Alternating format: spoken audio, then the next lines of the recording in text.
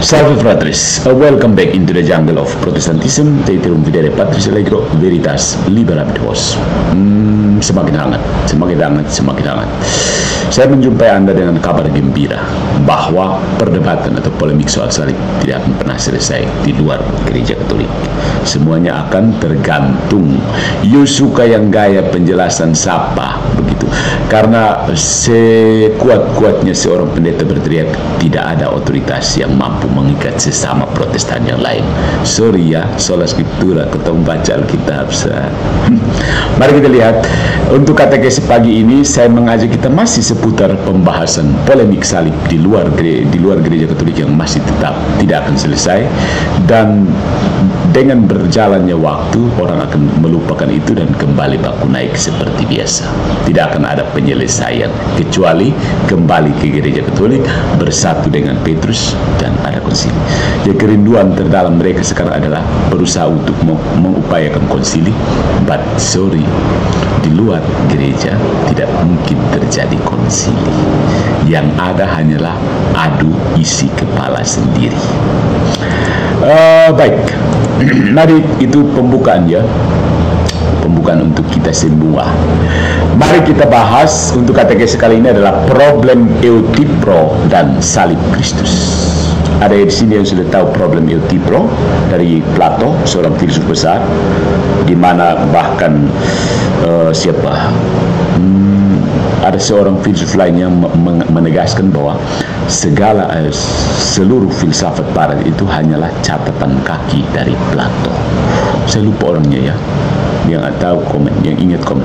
Problem Euthyphro dan salib Kristus sebagai kritik apologetik terhadap posisi reformat oleh channel kesayangan Anda, Patris Allegro. Baik saudara, jadi problem Euthyphro yang muncul dari dialog Plato, salah satu dialog Plato, ada banyak dialog Plato, mempertanyakan dasar moralitas. Apakah sesuatu itu baik karena Allah memerintahkannya, atau Allah memerintahkannya karena hal itu sudah baik? Bisa tangkap, ini problem Euthyphro. Apakah sesuatu itu baik karena Allah memerintahkannya, atau Allah memerintahkannya karena itu sudah baik? Misalnya, kamu harus saling mencintai. Apakah saling mencintai itu baik, atau karena saling mencintai itu karena Tuhan menghendakinya, Tuhan memerintahkannya, maka mengasihi itu baik? Contohnya mungkin tidak terlepas ya, berbohong. Kalau contoh terbaliknya begini, berbohong. Apakah berbohong itu buruk sehingga Allah melarangnya, atau karena Allah melarangnya sehingga berbohong tidak boleh? Nanti kita akan lihat konsekuensinya dalam teologi. Pertanyaan ini sepertinya abstrak ya, abstrak, tetapi sesungguhnya menyinggung inti dari teologi salib ya.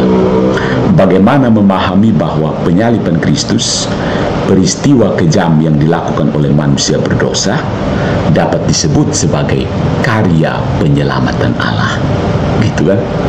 Bagaimana mungkin hal itu terjadi? Karena aku bukan Protestan. Tradisi Protestan Reformed yang diwakili tokoh dan penganutnya, termasuk Deki, MYM, dan yang sejenisnya, menjawab persoalan ini dengan menekankan kedaulatan absolut Allah. Sudah beberapa kali mereka mengulang-ulang, pokoknya Allah subikir bilang begitu, nak kotong mau ke mana kakak, begitu. Kotong mau ke mana, itu Allah bilang begitu. Tapi jawaban ini justru membuka kembali problem Euthyphro dalam bentuk yang lebih tajam, ya, sharp, acute. Mari kita lihat. Yang pertama, problem Euthyphro dalam bingkai teologi reformat. Ya, sebagaimana yang saya simak dari khotbah pendeta-pendeta reformat, entah varian apapun dari reformat di Indonesia.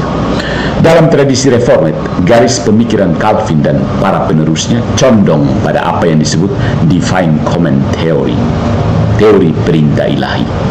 Ya, kotong Tuhan tuh main perintah bos besar tuh.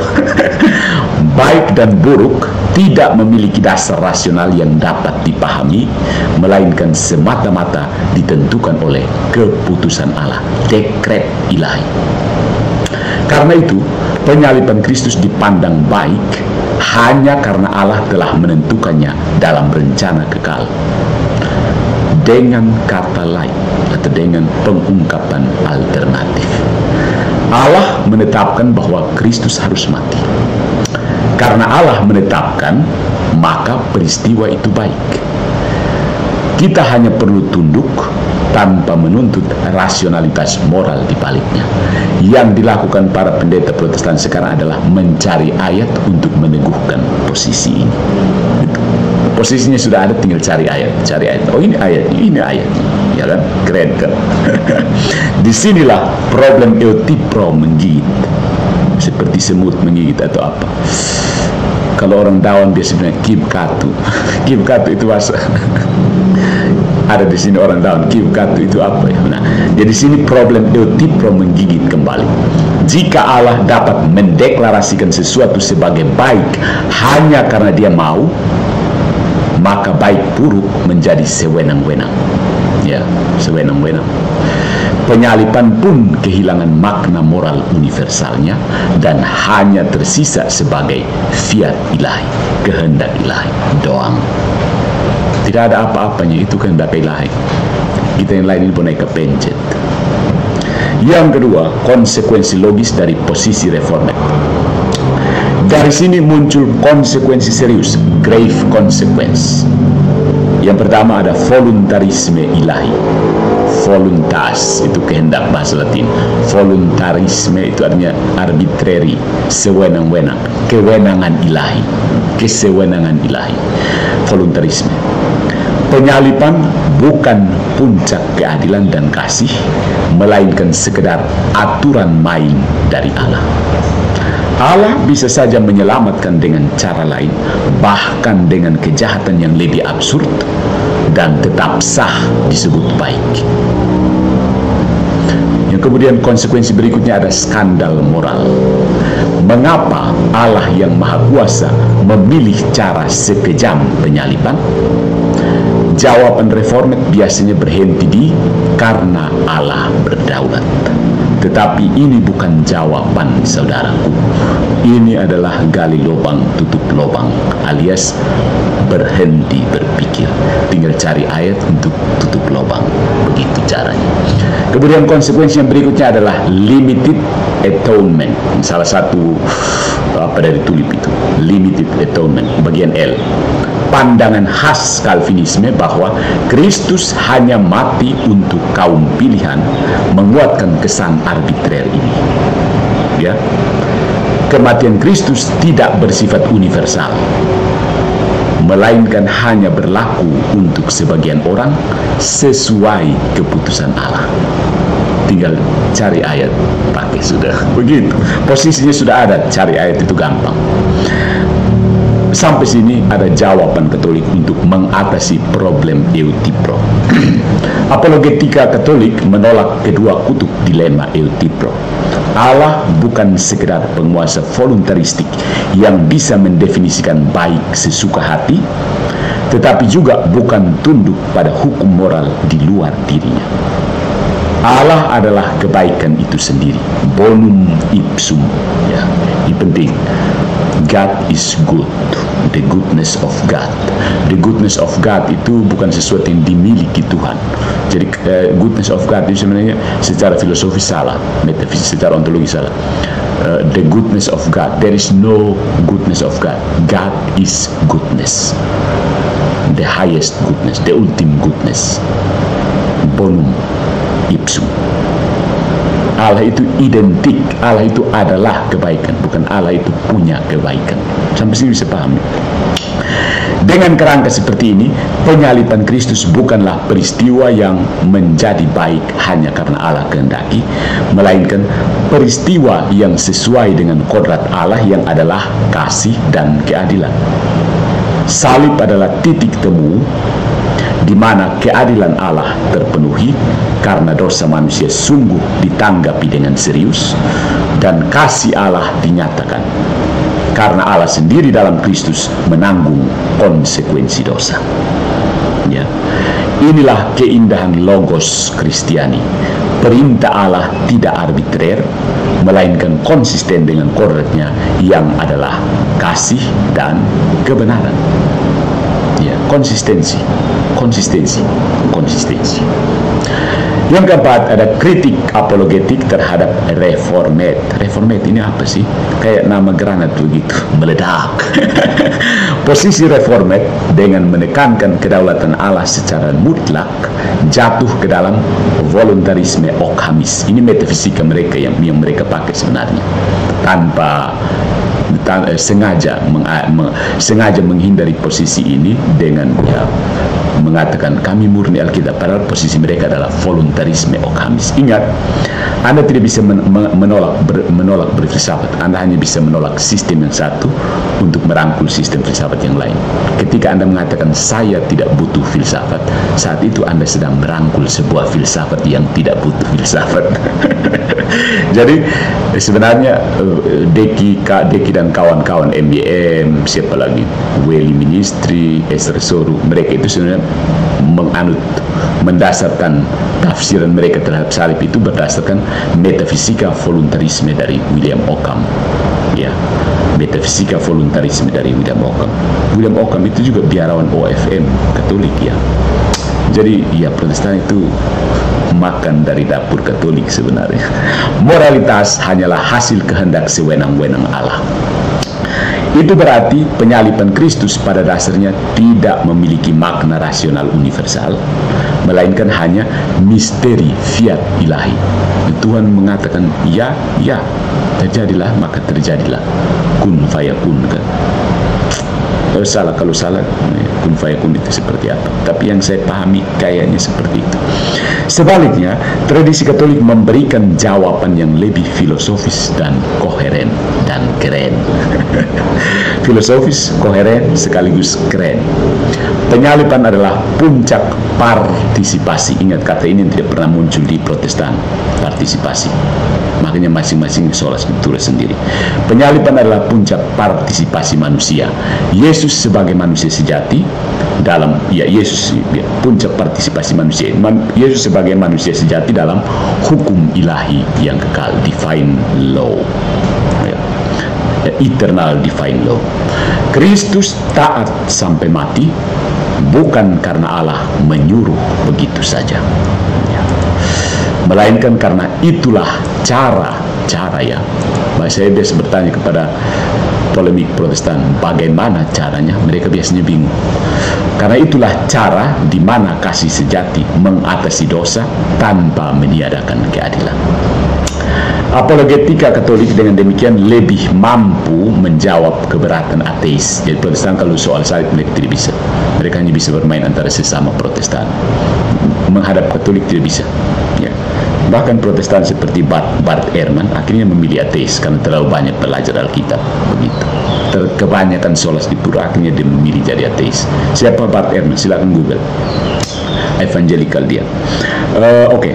Mengapa Allah memilih jalan yang kejam? Ini tidak pernah terjawab oleh Protestan Reformed terutama. Jawaban Katolik, karena Allah setia pada kodratnya sebagai kasih dan keadilan. Itu bukan tirani kehendak, tapi harmoni dari logos. Ya. Nah, saudara, ini gaya Allegro ya, tanggapan terhadap posisi pendeta-pendeta yang merasa mereka mengajarkan Injil murni dan memaksa orang lain harus tunduk pada penafsiran mereka tanpa sedikit pun punya otoritas ilahi yang perlu dibuktikan terlebih dahulu. Ya. Protestan Reformed dengan semangat kedaulatan ilahi sering berakhir dengan jawaban pendek. Allah berdaulat, titik. Allah berdaulat, titik. Dengan garis ya, pendeta DN dengan kuliah panjang lebar, intinya di sini Allah berdaulat, titik. Itu bukan jawaban, itu deklarasi kosong. Problem Eutipro menelanjangi kelemahan logika ini. Mereka menukar logos dengan fiat. Beda. Logos, fiat, dua hal yang berbeda. Gereja Katolik melihat logosnya, Protestan melihat fiatnya. Jadi Protestan itu melihat apa yang sudah terjadi lalu mengatakan, oh sudah terjadi demikian. Katolik bilang tidak, ada alasan yang mencukupi. Ya. Nah, dalam Katolik, salib adalah lebih dari sekedar perintah. Salib adalah harmoni antara kebenaran dan kasih, keadilan dan rahmat. Kristus tidak mati karena Allah sedang iseng mendesain sebuah jalan keselamatan, melainkan karena Allah adalah kasih itu sendiri. Dan kasih sejati hanya sempurna dalam pemberian diri yang total. There is no this concept in Protestantism. No. Pemberian diri yang total tidak ada. Yang adalah pemberontakan total. Ya kan? Setuju? Jadi ringkasnya begini, saudara. Reformed itu penyalipan baik karena Allah menetapkannya. Itu voluntarisme. Posisi voluntaristik. Katolik penyalipan baik karena sesuai dengan kodrat Allah yang adalah kasih dan keadilan. Bonum ipsum. Allah itu bonum ipsum. Nah, posisi apologetik, secara apologetik, posisi Katolik lebih rasional, masuk nalar, masuk di otak. Ya, lebih konsisten, dan lebih menjawab problem eutipro yang disodorkan oleh Plato. Begitu. Nah, ini untuk mereka yang mungkin ini penjelasan lebih lanjut. Apa itu problem eutipro? Lena naksa problem eutipro. Problem eutipro berasal dari dialog kuno karya filsuf Plato. Kenal Plato? Teman makan dia kayaknya lahir di OEE kan. Di sana Sokrates bertanya, dalam dialog itu Sokrates bertanya kepada Eutipro tentang asal usul kebaikan. Dari mana datangnya kebaikan? Dari sawah turun ke kali. Apakah sesuatu itu baik karena Allah atau para dewa memerintahkannya? Ataukah Allah memerintahkannya karena sesuatu itu memang sudah baik? Dan di sini objektif dan ada subjektif. Ya. So, pertanyaan ini tampak rumit ya, tapi sebenarnya menyentuh hal sehari-hari. Dari mana datangnya benar dan salah? Lain kome, datangnya dari mana? Desde, de donde eres, gitu. Ada dua pilihan yang membingungkan. Yang pertama, kalau sesuatu baik hanya karena Allah memerintahkannya, maka kebaikan seolah-olah sewenang-wenang. Ya. Bayangkan kalau Allah besok bilang mencuri itu baik, maka kita harus bilang itu baik, meskipun akal sehat kita menolak. Ya. Kalau Allah, yang kedua, kalau Allah memerintah karena sesuatu sudah baik dari sononya, maka seolah-olah ada hukum kebaikan yang lebih tinggi daripada Allah. Ini dua dialektik ya, dua posisi dialektis. Ya, jadi kalau sesuatu baik karena Allah memerintahkannya, kalau sesuatu Allah memerintahkan karena sesuatu sudah baik dari sananya, dari sononya. Sono itu apa? Sana, sono. Seolah-olah ada hukum kebaikan yang ternyata lebih tinggi dari Allah ya. Jadi Allah harus tunduk pada hukum itu. Ini yang mau berusaha diselamatkan oleh reformed sebenarnya. Ya, tapi akhirnya jatuh ke ekstrem berikut. Lebih tinggi, berarti ada hukum kebaikan yang sebenarnya lebih tinggi dari Allah. Orang Protestan mensonde Allah lebih tinggi dari kebaikan. Ya. Allah hanya mengikuti standar yang sudah ada, dan berarti Allah bukan sumber kebaikan mutlak. Nah, ini menurut mereka. Dilema inilah yang disebut problem eutipro. Begitu. Problem eutipro. Dialektika bukan? Ya, problem itu. Nah, bagaimana jawaban iman Katolik? Gereja Katolik menolak kedua pilihan ekstrim ini. Ditolak. Gereja Katolik biasanya tidak bermain dengan atau-atau ya. Gereja Katolik itu bisa bermain di area both and, kedua-duanya, dengan subtil, penjelasan subtil. Jadi bukan berarti Allah seenaknya menentukan baik buruk, dan bukan juga berarti Allah tunduk pada hukum di luar dirinya, bukan. Jawaban Katolik seperti ini. Allah sendiri adalah kebaikan itu, bonum ipsum. Nah, kejahatan itu soal, sudah saya singgung sebelumnya, privatio boni, kurangnya kebaikan. Dia bukan satu substansi tersendiri yang berdiri berhadapan dengan Tuhan, antipodal dari Tuhan. No. Jadi asumsi dari polemik yang sedang berlangsung itu adalah dualistik, asumsi dualistik, kebaikan dan kejahatan sebagai substansi. Itu sisa-sisa dari Manikeisme yang pernah mempengaruhi Agustinus, kemudian mempengaruhi Luther, dan akhirnya mempengaruhi pendeta-pendeta Protestan Reformed sekarang ini.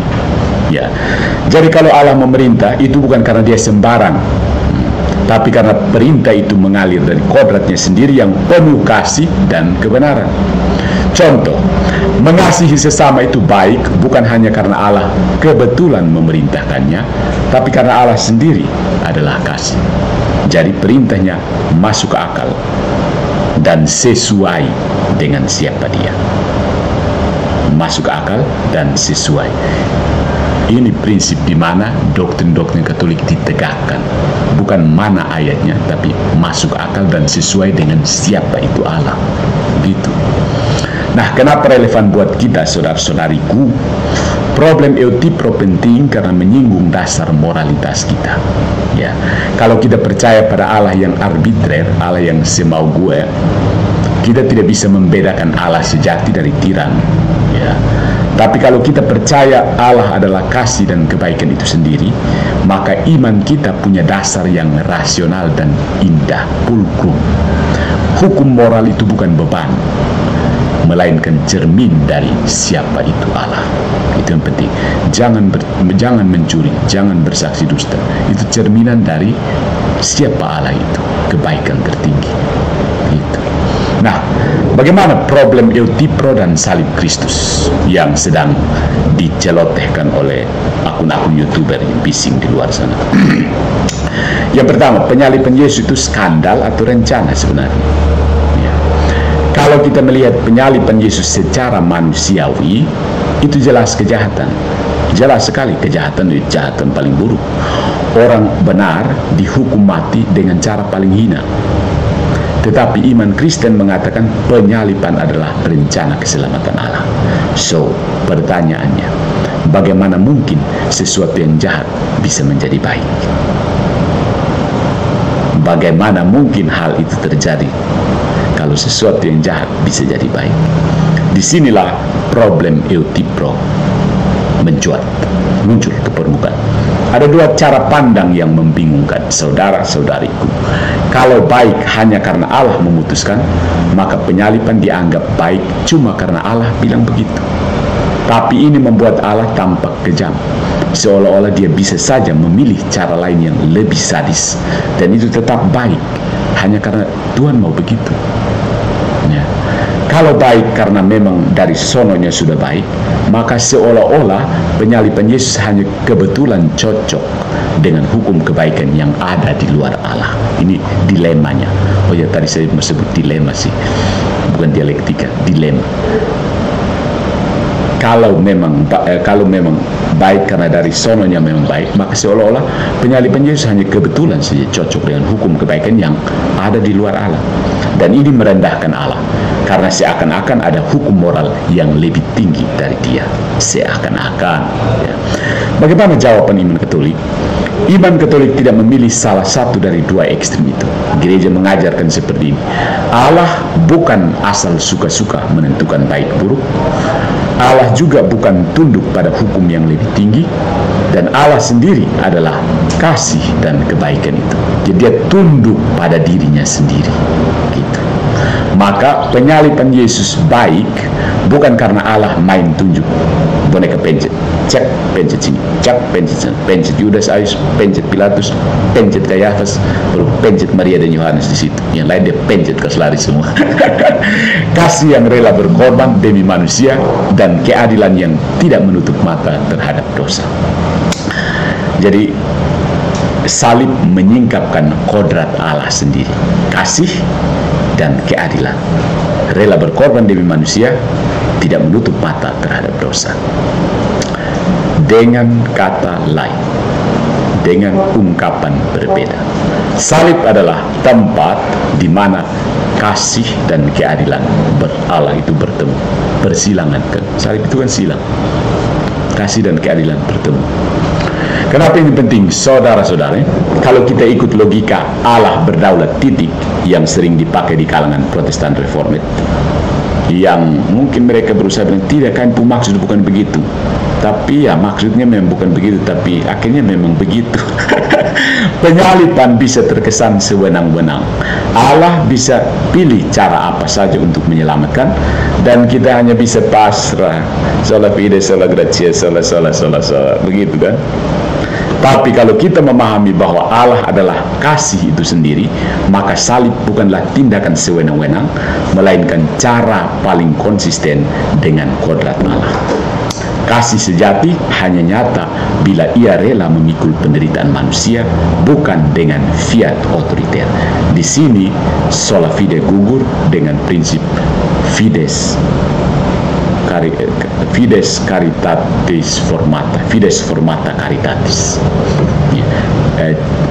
Iman yang dibentuk oleh kasih, bukan sola fide. Nah, kesimpulan bagi kita semua, seluruh rakyat Nusa Tenggara Timur, Indonesia, Republik Indonesia, dan dunia seluruhnya, Problem Healthy Pro mengajarkan kita untuk tidak berhenti pada jawaban simplistis lalu cari ayat untuk membenarkan. Tidak. Ya. Salib bukan kejahatan yang tiba-tiba berubah jadi baik hanya karena Allah maunya begitu. Sonde kakak, Allah semua begitu dan mau protes di Tuhan begitu. Salib adalah wahyu terbesar bahwa Allah adalah kasih kakak begitu. Dia tidak meniadakan hukum keadilan, iya, tapi dia sendiri yang menanggungnya demi keselamatan kita begitu. Maka ketika kita memandang salib, saudara-saudariku yang terkasih, pesta salib suci, the exaltation of the Holy Cross, 14 September yang lalu, hari ini sudah hampir 1 tahun ya, 1 bulan ya, debat salib itu sebenarnya dimulai pada saat pesta Holy Cross itu. Sesuatu yang mistik, bukan supernatural, ada campur tangan supernatural menurut Allegro sih. Kita tidak sedang melihat kebetulan sejarah atau perintah semaunya Allah, melainkan melihat wajah Allah sendiri, wajah kasih yang rela berkorban. Tidak ada kasih yang lebih besar daripada kasih seseorang yang mau mengorbankan nyawanya untuk orang yang dikasihinya. Parafrase dari Patrice Allegro berdasarkan ayat-ayat Injil yang tidak sempat dihafal oleh Patrice Allegro. Follow for more into the jungle of Protestantism by use your logic. Use your logic, not your illusion. Kalau GNR use your illusion ya. Kalau Patrice Allegro use your logic.